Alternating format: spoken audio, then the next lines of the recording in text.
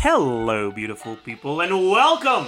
Hi! To the Citlali post-release analysis! It has now been, as of recording this, almost 2 weeks and a half since Citlali came out. I'm recording it relatively late because honestly there's just been so much to do. Paid attention at all to my channel lately, you may have noticed that I'm pretty much posting a video every day. It's not because I decided that I wanted to do daily uploads, it's just because there's that many videos that I need to get posted before the end of this banner. So this video ended up being a little bit later than usual, but we're still doing it before the end of the banner. And boy, do we have a lot to talk about for Citlali. As usual for the post-release videos, we go through the pre-release, we talk about what we got right, what we got wrong, and what we missed. In Citlali's case specifically, I hadn't seen that much footage of optimal combos in Citlali melt teams, and so I'll talk about the optimal combos for all the pyro carries that work well with Citlali, and the sort of stuff that you can use her to do. So, let's get right into it. And when you look at the current teams that are melt teams, where pyro character is the one triggering reactions, there's really not a lot because there's not a lot of characters who fit very well in melt teams right now. The main ones are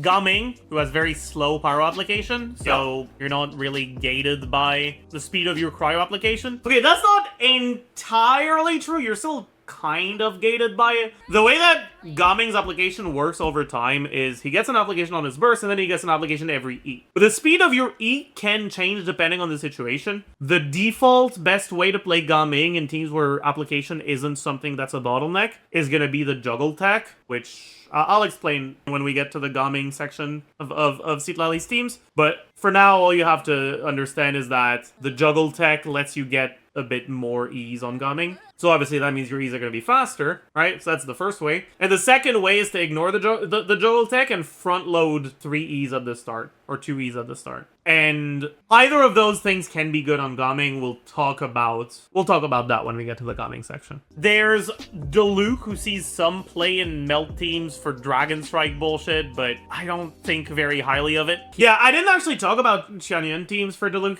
The main reason why I didn't talk about them isn't because they're bad, it's because they're pretty much just strictly worse than the Gaming teams. Basically, the quote-unquote upside or advantage that Diluc Xianyun teams have over Gaming is that you're not gated by Gaming's E cooldown. You can just jump and plunge as often as you want. But as we're going to see later on, Gaming can actually keep up with Citlali and get 1 melt for each one of Citlali's cryo applications while you're off field. And therefore, if you were to try to get more plunges on Diluc, all that you would end up with is unmelted plunges. So it really wouldn't matter. And because of that, Gaming is just going to be strictly better than Diluc in these teams. But like I said, we'll talk about that later on. In Arlecchino's case, Citlali's application is slower than Kaya's. What that means is that getting your application to line up well is going to be even harder. And in most situations, probably asking a bit too much. Okay, so after doing a lot of testing, I think that it is actually very doable to get proper melts with Arlecchino. So the main thing is that when you're doing Arlecchino's default melt combo, or vape combo, I guess, her best option is N3D, right? So you do 3 normal attacks and then you dash.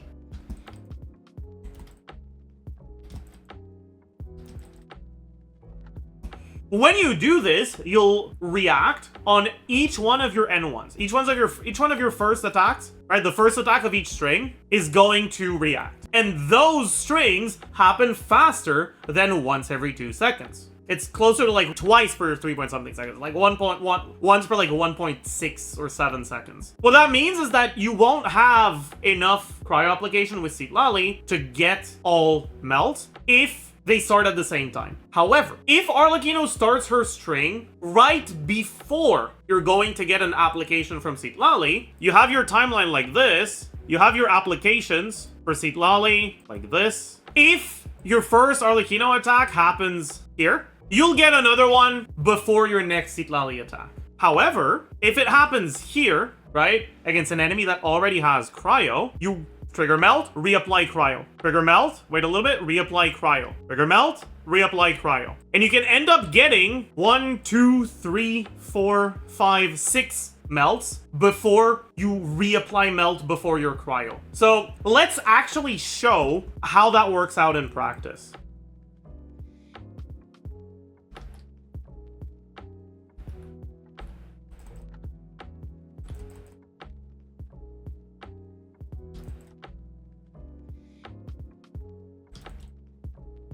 And you can end up getting 6 normal strings and getting back to your E cooldown before you lose your Cryo Aura. Or before your Cryo Aura gets reapplied too late to get another melt. We'll get more into the specifics of how you should build your rotations around this idea, but for now, as long as you understand that applying Cryo once every 2 seconds can potentially enable you to melt attacks, even if those attacks apply Pyro more than once every 2 seconds. The bane of things like this is inconsistent application. Application that isn't happening every X amount of seconds, but rather there's like an application, then a little pause, then another application, and then immediately another application, stuff like that. That is what makes things like this work a lot less well. However, that doesn't mean she won't be playable with Arlecchino. And the main reason for that is because you don't actually need to melt all of your meltable hits for Citlali to be good in a melt team. Yeah, that's also true, but obviously if you are able to melt, which is generally going to be the case in Arlecchino teams, that's a nice upside. But yeah, for weapons, honestly, I really don't have too much to add. TDDS is just the GOAT. I don't think there's any team where I would recommend something other than TDDS, unless you have Ursig, in which case, like, it might be slightly better than TDDS, but, like, yeah, definitely not worth getting. The main, like, downside to TDDS that I didn't end up talking too much in the pre-release is that there's a decent amount of Citlali teams where you do rotations that are less than 20 seconds, and if that's what you're doing, then your TDDS is on cooldown for the second rotation. But the thing is, outside of her SIG, it's still her best weapon by a pretty large margin, even if you're only getting it every other rotation. Artifact sets. I've already talked about Cinder City, obviously, and I would say never use anything else. Citlali, unlike Xianyun, is a character where her stats actually matter, and what that means is that having to go ER Sands doesn't feel great. Okay, the one thing I will say about this, though, is that just like many other characters, running more ER than you actually need is always going to be more comfortable. And the sort of ER requirements that she has in most of her teams tend to make it so that with EM Sands, it's hard to get enough ER to actually be comfortable. So while yes, you feel the impact of running ER Sands over EM, I'd say that in most situations, I actually think that's what you should do. All right, so once I talk about the artifact stats, I don't even end up recommending ER as on the Sands at a baseline. I think that was wrong. Personally, I ended up swapping to ER Sands, and honestly, I've been on ER Sands and I haven't felt the desire to change that pretty much since I gave her this. I tend to have more ER than I need at 186, but if I'm at like 140, it tends to be really tight, and if I kill the enemies before the end of my rotation, if I don't get my second Night Soul Burst proc or something like that, I don't have enough ER, and then Citlali starts feeling like ass, because she's very reliant on her burst. Then we get into the teams. Citlali is a character that is a melt character. She's an EM-focused character that shreds pyro resistance. She also shreds hydro resistance, but that part is a lot less significant. So the main teams we'll be looking at are melt teams. The character that's gonna gain the most from Citlali, in my opinion, is Gaming, and it's not even close. Yeah, I definitely stand by that. I think Gaming is probably the character that got the biggest upgrade to his teams from Citlali for 2 main reasons. One, Gaming is a character that is entirely melt focused in the sense that other melt or vape carries have internal cooldown on their stuff and can only end up reacting a certain portion of their damage. Some of them, it's a relatively small amount, like Arlecchino, and for those characters, while they're going to be good in reaction teams, they're not going to be reliant on those reactions to be good units. Some of them, like Hu Tao, are going to have a lot larger of a portion of their damage that's reactable. Gaming is pretty much the only character where all of his damage is reactable. Technically, that's also kind of the case for Plunge Diluc if you don't use his burst, but like... And what that means is that he's a lot more reliant on being played in those teams. And therefore, he's gonna get a bigger upgrade from those reaction teams being better options for him. That's the first reason. And the second reason is that Gaming's relatively longer animation times compared to a lot of other units lead to relatively natural 20+ second rotations, which means that you actually get to use TDDS every rotation without having to slow yourself down. Now, will Gaming be the best Citlali team? I don't think so. But will Citlali be the best Gaming team? Most likely. Yeah, not only is Citlali part of Gaming's best team, I think it's actually very reasonable to say that Gaming is now very much in the running when you're talking about the best 3 Pyro carries. If you look at Pyro carries that aren't dog shit, you're thinking about Mavuika, Arlecchino, Hu Tao, Lenny, and yeah, obviously there's Xianyun as well, but we're talking about on-field carries. And I think that most people would agree that Mavuika and Arlecchino are the best two. But when it comes to who the third best one is, between Lenny, Hu Tao, and now Gaming, I'm actually starting to lean more towards Gaming over the other two. Gaming is actually just really good now. Obviously, he's Constellation reliant. Gaming without C6 is honestly not particularly good, but he's actually a very like properly strong unit now. So that's pretty good. Let's talk about why he works so well with Citlali. So when you look at or how your application from Citlali works, Citlali's skill applies 1 unit of cryo, and her burst applies 2 units of cryo. That means that in most cases, if you skill burst, after your burst, you're gonna end up with no aura. Either no aura or a cryo aura. Because you're applying 3 units of cryo in quick succession. With the second hit being 2 units, which will always wipe anything that isn't a pyro app or a pyro aura of more than 1 U. Then, if the burst is what gave you enough Night Soul to go over 50, you'll immediately apply another instance of cryo from her off-field cryo from the Night Soul, and then that's gonna start applying cryo every 2 seconds. That being said, you will also get the application from your Spirit Vessel Skull that explodes, and that is going to happen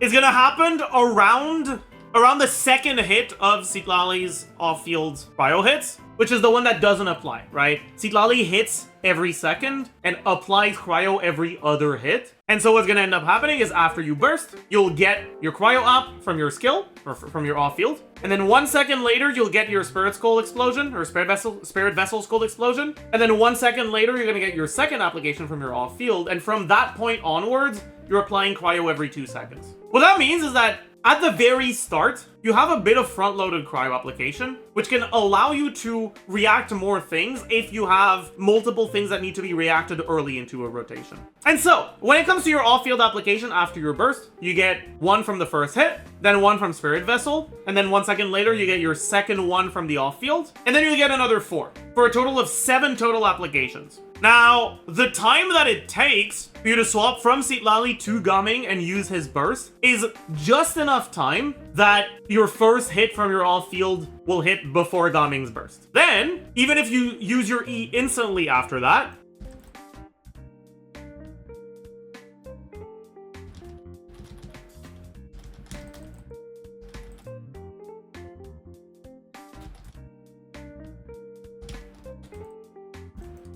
even if you use your Gaming's E instantly after that, the Spirit Vessel Skull explosion is going to apply the cryo that you need to melt that E. And then when you catch your Manchai and you use a second E in quick succession, assuming you don't do the juggle tech, the second application from Citlali's off-field is going to be what you need to react that.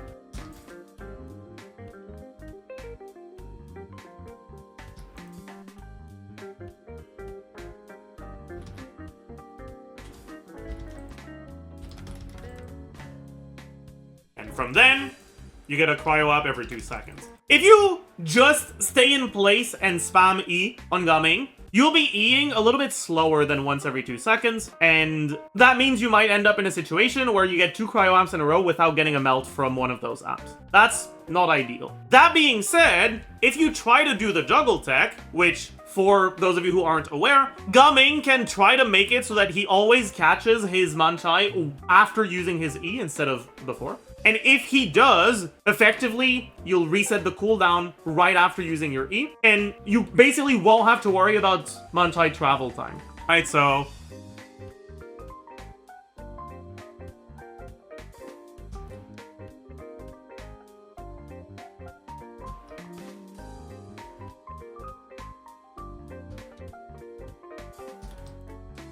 you can end up getting more total ease that way. And they end up being a bit faster. Versus if you're just spamming your E, where you can get ease early. You can get a few, but after that, you have to wait for the travel time for it to come back.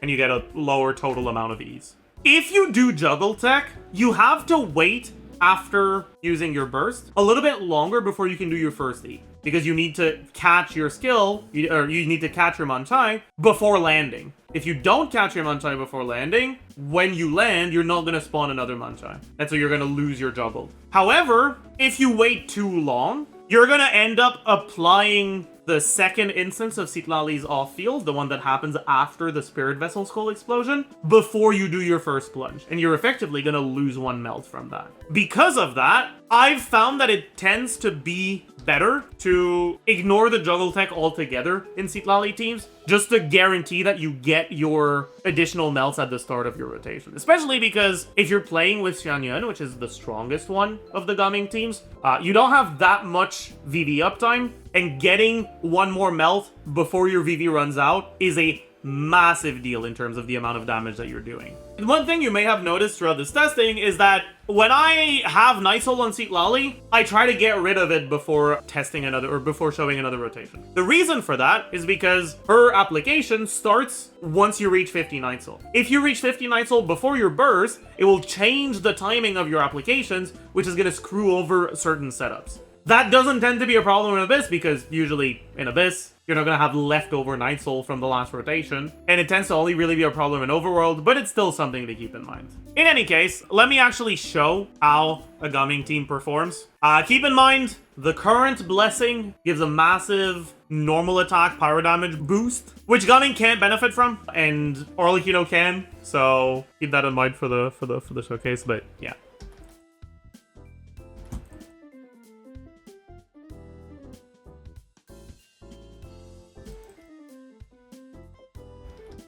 So here, a little annoying. Yeah.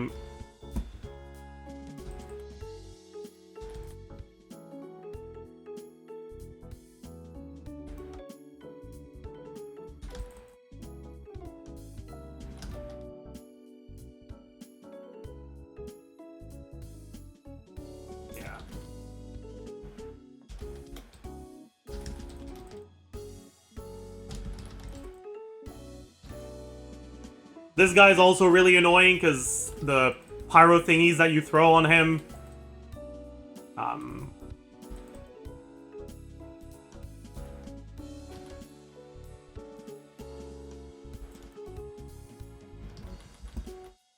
apply pyro, so they f with your aura, but oh, and then he dodged my cringe loser. But you can see the sort of damage output you can expect. My Gumming build is like relatively average. He's on Crimson the Witch, just whatever. But yeah, it's pretty strong. Arlecchino, also Pog. The current Arlecchino teams that can slot in defensive options, right? You may notice that you don't really have the best choices. Like right now, if you're looking at Arlecchino teams with defensive utility, the main ones you'll do are Zhongli Hydro, Zhongli Xilonen, or Zhongli Kazuha. In all three of those, Citlali is going to be better than Zhongli, because she has the same shred, she gives more attack than TOM Zhongli, she has 40% damage percent, and she allows Arlecchino to melt a few of her attacks. And because Arlecchino's damage is front-loaded, right, at the start of your rotation, your 130 Bond of Life, and your Bond of Life goes down with your attacks, her biggest hit is her first one, and her first one will be melted. So that's a pretty big deal. And because of that, Citlali is going to be very nice for Arlecchino teams. Yeah, let's talk about how Arlecchino's application ends up lining up with Citlali. We've already explained how, like, you want to have the application. You want to effectively end up using your, or getting your Pyro app from Arlecchino right before you're about to get a Cryo app from Citlali. But let's explain how that happens in practice. If you do a normal setup on Arlecchino with this,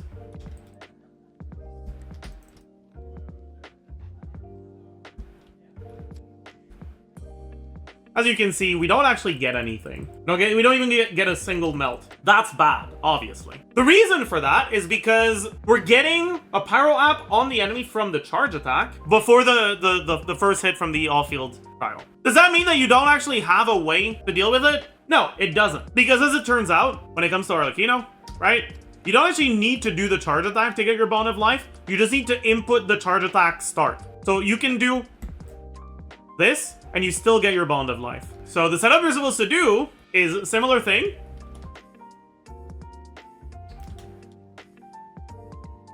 But you just dash cancel Arlecchino's charge attack.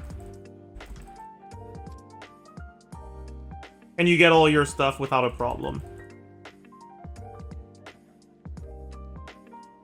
For those of you that have signature, you need to get a charge attack at some point, but you don't want to use that charge attack at that moment. And so what you should do is you should just, instead of opening your rotation with Arlecchino E, you open your rotation with Arlecchino charge attack into E.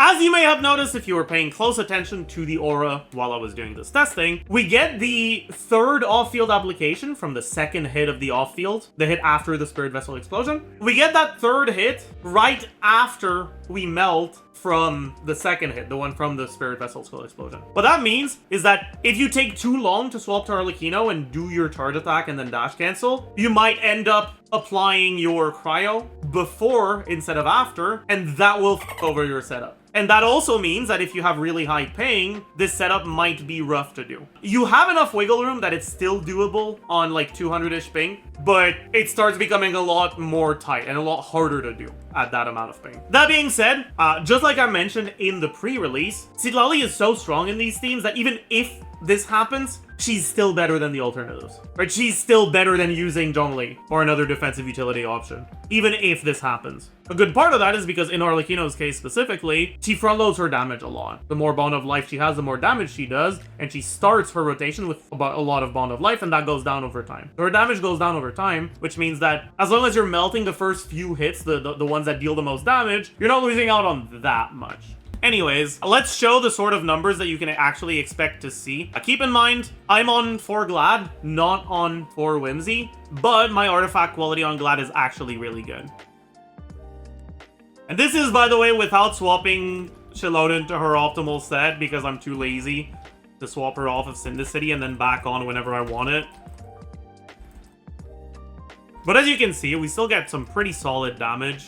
And obviously, Arlecchino's biggest upside is her ability to carry, or not her biggest, but one of her big upsides is her ability to carry over more damage onto the second rotation. And then this Abyss is giving you 75 pyro damage to normal attacks. So let's take a look at what happens with this abomination. And then on top of that, you got a squishy first wave into a tanky second wave. So this is like the default.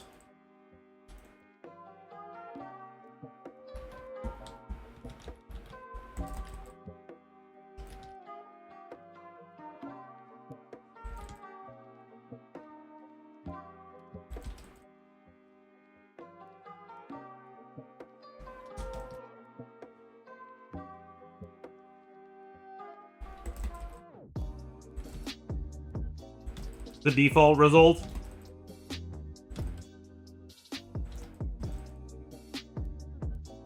And we get a pretty fast clear. However, if you really want to see some impressive numbers, you can hold off on your second rotation, wait out your TTDS cooldown, and make sure that you start with 200% Bond of Life instead of just the around 160-ish that you'll get if you go through a full first rotation.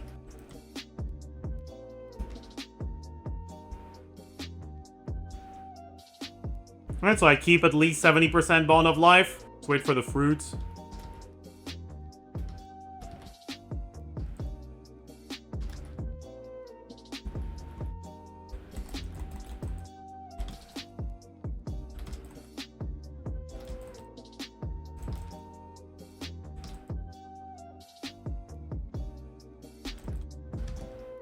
And as you can see, we pretty much one-rotate this guy. Like I said, my Xianyun is currently on the same set as Citlali. Right, they're both on Cinder City, just because I can't be bothered changing them around all the time. But you'd rather have her on either Instructor or Petra in a team like this. I guess I should also talk about the setups with the animal units. If you're using animal units, you can do setup so you don't need to dash cancel your charge attack. As long as you weaken the aura enough before you swap to Citlali.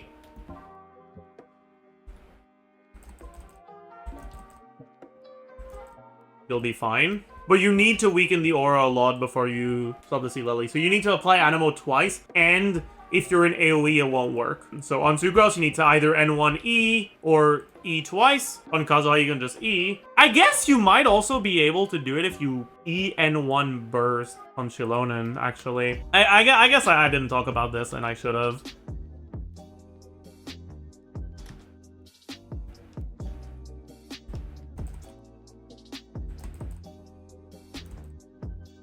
Okay, when it comes to the Arlecchino teams, you can also, instead of dash canceling your N1, or sorry, dash canceling your charge attack, you can do Citlali N1 E burst, or E N1 burst. N1 is just the first normal attack. Because effectively what you would, in order to be able to use Arlecchino's charge attack, what needs to happen is you need to have a Cryo Aura when you use a charge attack, which will only happen if you use Citlali's burst on an enemy that doesn't have an aura. So you need to remove the aura before you use Citlali's burst. But that means Citlali's burst won't melt, and Citlali's burst is like all of her damage, so that's kind of unfortunate. And doing the full charge attack animation is actually slower than doing charge attack input into dash cancel, which means that it's even more ping reliant. If you're willing to deal with that, then you can do it, but that's just something to keep in mind. With Neuvillette, it's gonna be pretty okay. You have a defensive utility unit that gives you a shield, right? Which is the sort of defensive utility Neuvillette likes, right? It gives you resistance to interruption. And shreds Hydro and gives 40 damage percent. You can't benefit from TTDS, and those are the teams where TTDS isn't all that great, and those are the sort of teams where you can consider the other options. All in all, it'll be all right. I don't think it's going to be a major change to his teams, but it'll give you one more defensive utility option. Yeah, I think that's fairly accurate. The biggest issue with Citlali and Neuvillette teams is kind of like the issue with Farina in Pyro Carry teams, which is that you have off-field elemental application that isn't conditional on you doing a specific action. It happens at like intervals, and because of that, it can end up being difficult to refresh element-specific buffs like VV, because Citlali's off-field cryo application can end up removing your Hydro and preventing you from swirling Hydro. After doing a bit of testing, I didn't test it too much, but I did do a bit of testing on Neuvillette Citlali. It is something that is like noticeably annoying. It's not that big of a deal, you can deal with it, but it is noticeably annoying. Mualani is a vape carry, so you don't want to play her in freeze teams. However, Citlali's cryo application is slow enough that if you have a decent off-field pyro applier, Citlali will not be eating into your aura. And because of that, she'll still be playable in Mualani teams, just as a defensive utility option. And like more specifically, Citlali sees a good amount of play in the Burn Melt Mualani teams. If you don't have a Dendro unit in the team, when you apply Cryo, it effectively prevents a Pyro application. If you don't also have a fast Pyro, your Pyro unit is going to melt, but they're not going to apply a Pyro Aura for your Mualani to be able to use. But if you have a Dendro unit, and you have a coexisting Cryo and Dendro Aura, when you apply Pyro, it's going to melt and apply a Burning Aura that you can use to vape.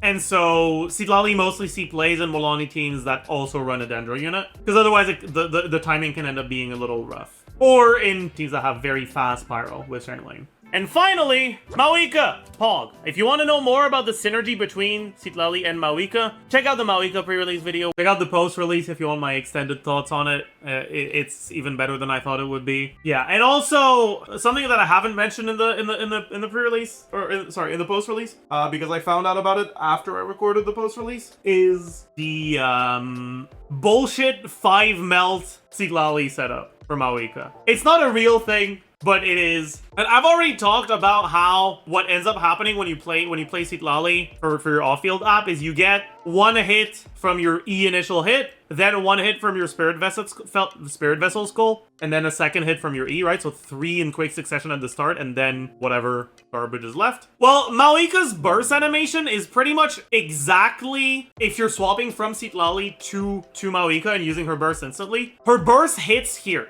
If it hits after the Spirit Vessel Skull explosion, then there isn't too much to say. However, if it hits before, you effectively have one more cryo application to work with. And instead of being limited to upwards of 4 from the fact that Mavuika's burst expires around here, instead of being limited to, well, if this happens after, then you have to wait for this, then you get 1, 2, 3, 4 melts. Well, now you can get 1, 2, 3, 4, 5 melts. However, it's pretty much the exact same time. It seems like it's a 2-frame difference, which means that if you have ping above 34, it's literally impossible to do this combo because it's a combo that relies on you swapping, and swaps happen server side, and 2 frames is 33 ms. So yeah, it's a fake combo, okay? It's not actually a real combo, but technically doable, right? And this is what it looks like.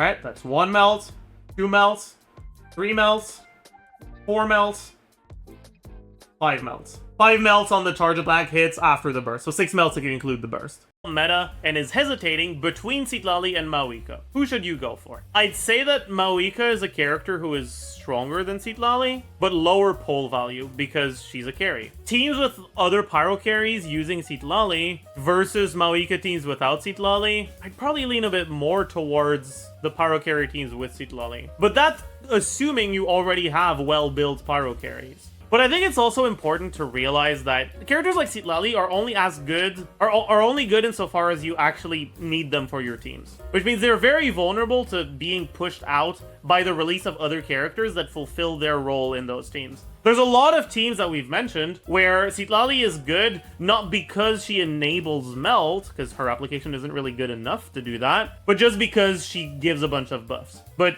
a character that does enable those melts and also gives maybe slightly weaker buffs could very easily take her place. Yeah, so I don't know if I really stand by that anymore. The idea I agree with, and that means that like you could see room for improvement on cryo carries that are like, cryo enablers that are designed around working well with Futao or other pyro carries that have faster app. But because there are combos that allow you to reliably get like a good amount of melts on the what are currently the strongest pyro carries, right? In both Mavuika and Arlecchino, then I don't know how much I agree with that anymore. Like conceptually, theoretically, maybe, but with the current pyro carries that we have, I don't think that matters too much. And if you're looking at actual forward melt teams, there will be forward melt teams with Citlali, but a lot of them are going to end up running double cryo, right? They're not going to. Yeah, I don't really think that's necessarily true anymore. Double cryo is still good. Cryo resonance is fairly good, and there's a few cryo units that give some reasonable buffs or that just help you a lot with your application, right? If you look at Rosario, you get some crit rate buffs, which are nice. If you look at Kea, he helps a lot more with